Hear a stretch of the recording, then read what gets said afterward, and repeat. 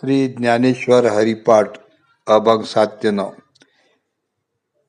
अभंग.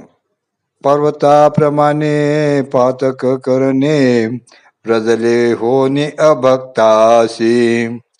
नाही जासी भक्ती ते पतित भक्त, हरिशी न भजत दैवत. अनंत वाचार बळती बरळ, त्या कैचा दयाळ पावे हरी. ज्ञान देवा प्रमाण आत्मा हा निधान, सर्वा घटी पूर्ण एक नांदे. अर्थ. जे पर्वताप्रमाणे मोठमोठी पापे करतात आणि हरिभक्तीविषयी पराडमुख राहतात, त्या अभक्ताची पापे अन्य उपायाने नाहीशी होत नाहीत, ती तशीच राहतात. अगणित पातकांच्या गर्तेत बुडालेला हा करंटा, की ज्याला हरीची प्रेम भक्ती नाही, तो पतित बनतो. मग हा अभक्त हरीचे भजन कसे करील? जे एकसारखी सतत वायफळ बडबड करीतात, त्यांना तो दयाघन हरी कसा बरे प्राप्त होईल? म्हणून ज्ञानेश्वर म्हणतात, या जगातील सर्व घटकांच्या ठिकाणी एकाच आत्म्याचे अधिष्ठान आहे. अभंग 8. संताचे संगती मनमार्ग गती, हा कळावा श्रीपती येणे पंथे. रामकृष्ण वाचा भाव हा जीवाचा, आत्मा जो शिवाचा राम जप.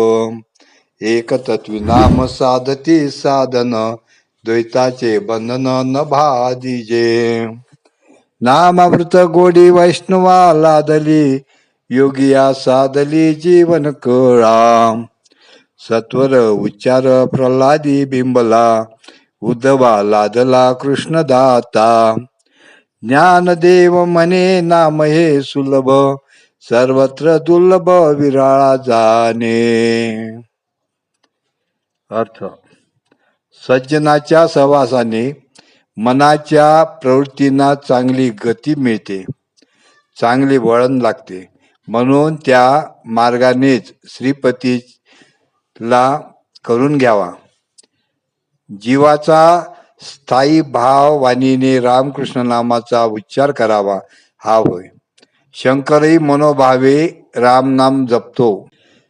सर्वव्यापी परमेश्वराचे नाम हेच तत्व ज्याला एकदा लाभले, त्याला द्वैत बंधनाची बाधा होत नाही.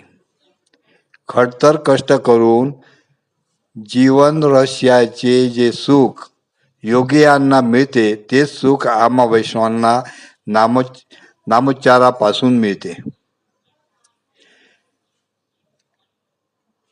बाळ प्रल्हादावर हरिनामाचा छंद झटकन चिकटला बिंबला, तर उद्धवाला कृष्णासारखा ज्ञानदाता मिळाला. ज्ञानदेव म्हणतात, असे हे सहज सुलभ नाम आहे, ते उच्चारणारे लोक मात्र फारच विरळ दिसतात. इतरांना जणू ते दुर्लभच वाटते. अभंग 9. विष्णूने जप व्यर्थ त्याचे ज्ञान, रामकृष्णी मन नाही जाचे.